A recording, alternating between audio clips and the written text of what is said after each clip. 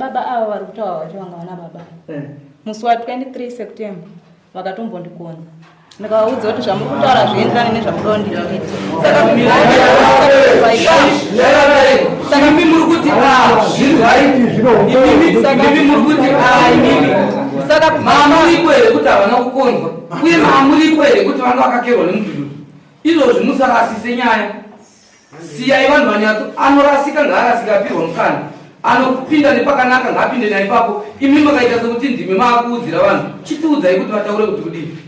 Saka kubva ipapo baba vari kumacheta vanhu pavakangotanga kungoita garaji neni kana vakasangana neni pane vanhu vaingondita chirafurafu ava ndakatombovaudza ari manga kuti ndozvandaitiwa nababa vakasava matanho yavakatora.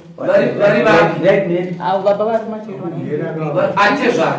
Tezvara ndovakakonza.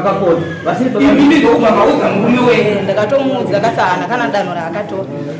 For these and more stories, tune in to Zim News Bet TV with Robert Tapfumani.